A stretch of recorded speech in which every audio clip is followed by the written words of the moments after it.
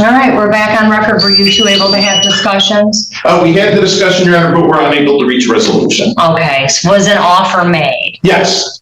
Okay, can you just tell me what the offer was? Oh, yes, Your Honor.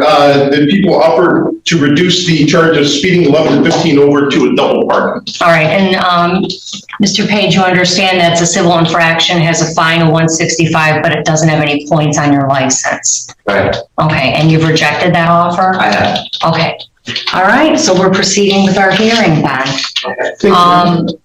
Mr. Page, is there something you want to, if you're just going to read me a giant sovereign citizen objection to my jurisdiction, I'll give you 2 minutes to put whatever you want to put on record, and then we're proceeding with the hearing. Fair?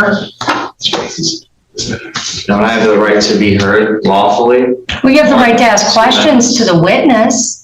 Okay. And to, you know, make any arguments you want to the court. Right. But as far as jurisdictional arguments, the court does have jurisdiction. Okay, is this court operating in administrative or judicial law? I'm not participating in this, sir. I would. Well, you know, this is a court of law. I would have to know because there's no injured party in this case. So there doesn't have to be. There does. In order to set bond against me, there has to be an injured party. Okay. Anything else? I am operating under the laws of the state of Michigan and the Michigan Constitution. And that's the information that I'm willing to provide. And and I'm certain you're aware of that, sir. You've lived in the United States for your life. And I'm also aware that I have the right to freely travel at my own vehicle. Correct. That I maintain and take care of. There was no injured party. I was not engaged in commerce or commercial activity. Okay. Well, they can get tickets too for speeding. I'm protected under the Constitution. Speed limit's not law. The Constitution says that. Actually, the speed limit is statute, code, and ordinance. Correct. Statute and ordinance. That's correct.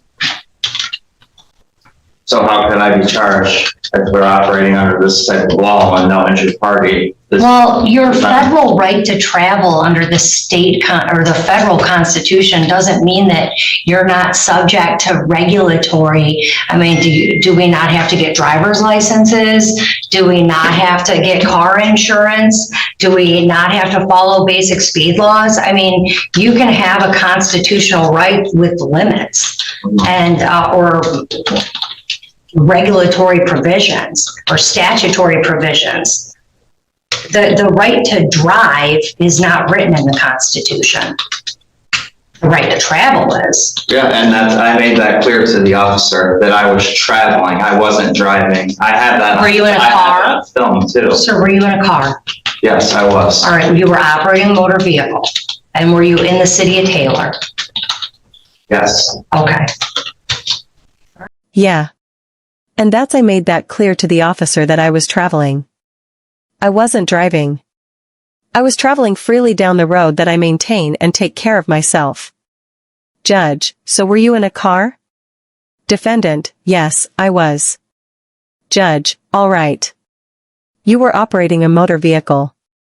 Right. I wasn't operating a motor vehicle though. I was traveling freely down the road. In a motor vehicle that I maintain and take care of myself. That's my property. Okay.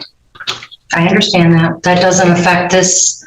I mean, you were driving a car in the city of Taylor. Yes. Okay. And that's why we're here. Okay. Okay. Your Honor, people who waive opening at this time would be prepared to call their first witness when you're ready. Okay. Call your first witness. Thank you, Your Honor. At this time, we call Corporal Billy Schillenberg to the stand.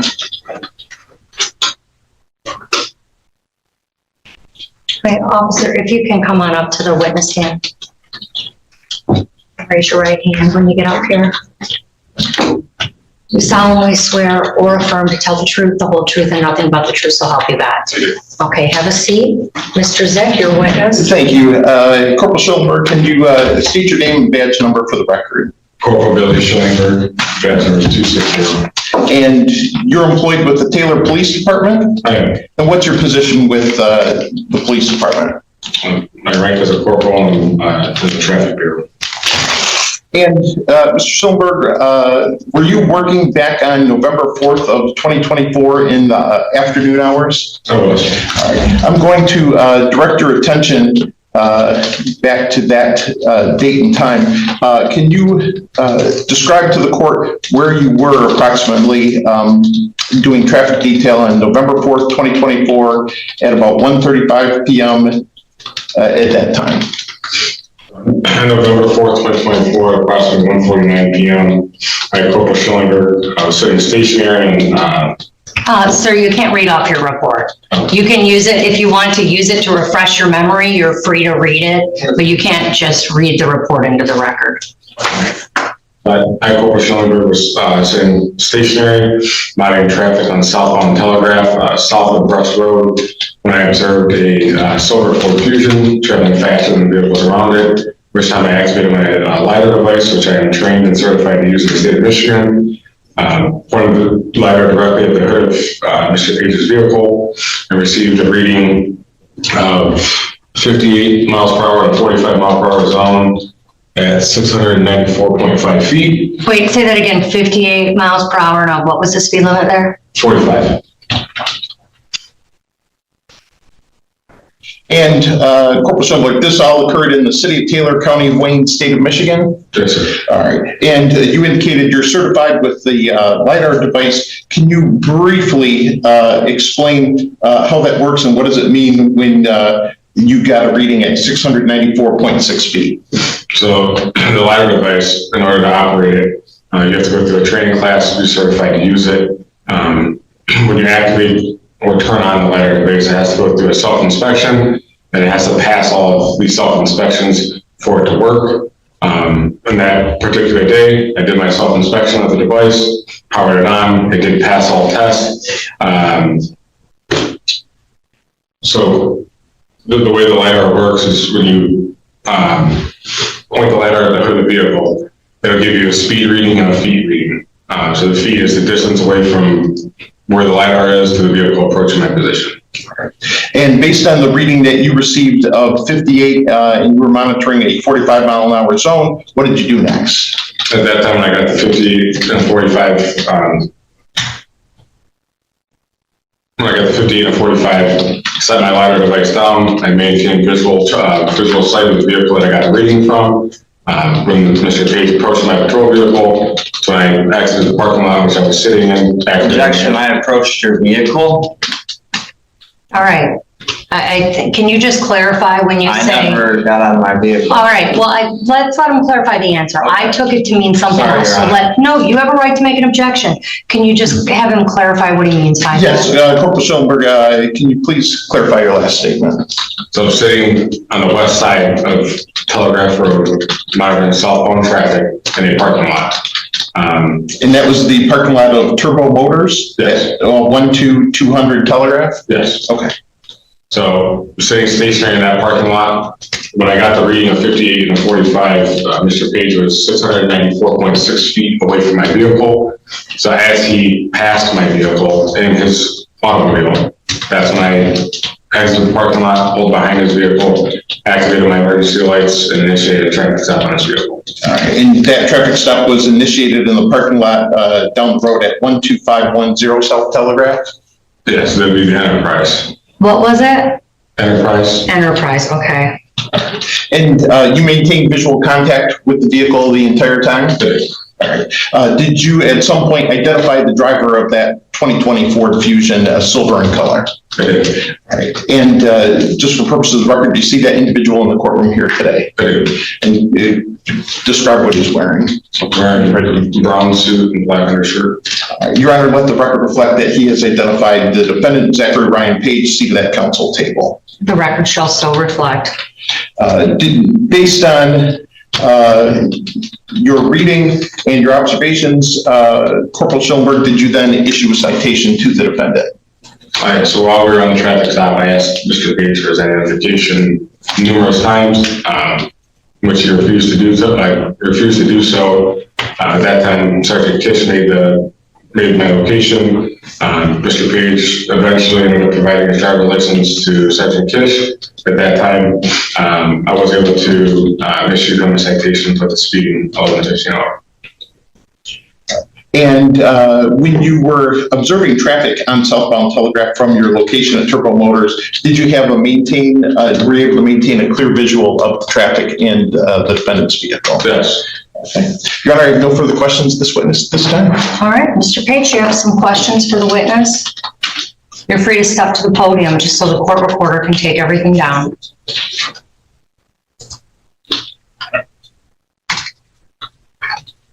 No questions for the witness. Okay. All right. Your excuse, Corporal Kish. Thank you. People rested this time, Your Honor. All right. Do you have anything you want to enter into the record? I want to enter into the record that I'm here today making special appearance under sue juris as one of the people of Michigan, not as a defendant under the jurisdiction of this court. I'm asserting my unalienable rights as secured by the Michigan Declaration of Rights under the United States Constitution, particularly under Article 1, Section 1 of the Michigan Constitution, which establishes all political power is inherent in the people. At that outset, I raise jurisdictional challenge to this court. Your Honor, may I interrupt, and I apologize for interrupting, but Corporal Schoenberger is our traffic supervisor, and there's been an issue over the Taylor Police Department this morning. He's free to go. Do you have any other questions for Corporal Schoenberger? No. All right, Corporal Schoenberger, you're excused. Thank you. All right, go ahead, sir. This outset, I raise jurisdictional challenge to the court as jurisdiction must be proven on the record before any further proceedings can lawfully continue. The separation of powers doctrine, as outlined in Article 3, Section 2 of the U.S. Constitution and the Michigan Constitution, makes it clear that no branch of government may exercise the powers of another. Before proceeding, I require clarification on whether this court is operating in a judicial capacity or administrative. If this court is acting under administrative directives or executive branch policies, rather than operating as a constitutionally recognized judicial body, then it is exceeding its lawful authority. No administrative agency, including the SOS, possesses lawful authority to direct judicial rulings or override the people's due process rights. Any attempt to enforce such directives constitutes an unconstitutional exercise of power, rendering these proceedings null and void, ab initio. Furthermore, jurisdiction cannot be established by assumption, presumption, or coercion. Due process demands that I am provided with clear, lawful authority establishing the legitimacy of this court's jurisdiction over me. An individual exercising my constitutionally protected right to travel. Without such proof, this court is proceeding without lawful authority and any ruling is issued a legal nullity. I now formally demand that this court is placed on the record the specific constitutional authority establishing jurisdiction over me as one of the people of Michigan, the legal basis that allows this court to act under administrative directives or executive policies without violating the separation of powers doctrine, proof that I was engaged in regulated commercial activity as no jurisdiction exists, absent clear evidence that I was operating as a licensee in commerce at the time of the alleged incident. Until these fundamental issues are resolved, I will not proceed under any assumption that this court has lawful jurisdiction over me. To do otherwise would be to waive my inherent rights, which I do not consent to. I stand firmly on my right to due process, equal protection, and the supremacy of constitutional law. The burden is on the prosecution and the court to establish jurisdiction before any further action can lawfully take place. All right, thank you, sir. You're welcome. All right, I heard testimony today from Corporal Billy Schillingberg. Corporal Schillingberg testified he is works the traffic bureau at the city of Taylor. And that he was in that capacity, working in that capacity on November 4th of 2024 at 1:35 p.m. approximately. He testified that this occurred within the city of Taylor, within the state of Michigan. He testified that he was trained and certified to use LiDAR devices and that the device had been inspected. He explained how the device is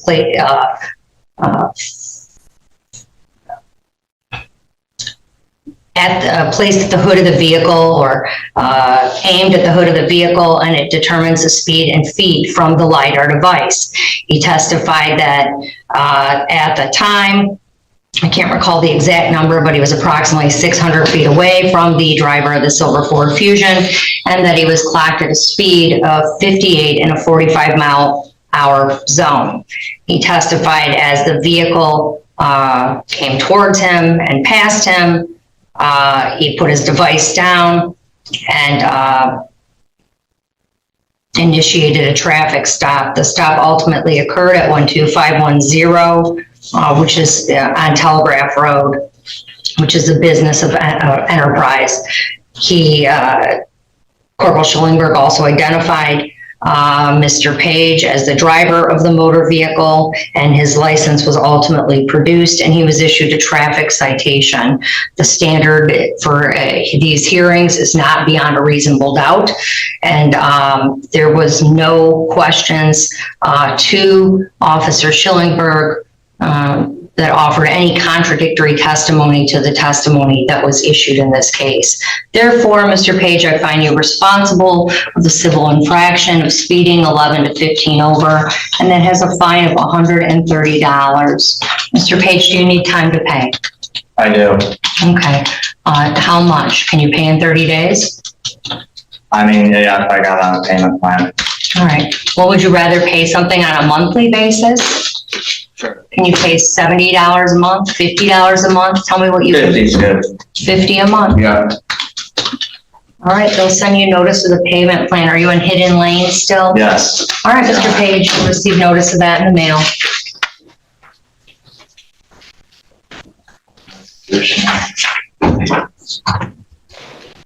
After nearly the entire hearing was spent challenging the court's authority, the outcome came down to one simple fact: the officer proved the speeding violation, and the defendant never actually disproved the evidence. That's what makes this courtroom moment so fascinating. Sovereign citizen arguments often sound competent and complex, but courts focus on facts, jurisdiction, and evidence, not wordplay. In the end, the judge stayed calm, methodical, and completely unmoved by the constitutional speeches. And the biggest twist? After all that resistance, the hearing ended with a payment plan discussion anyway.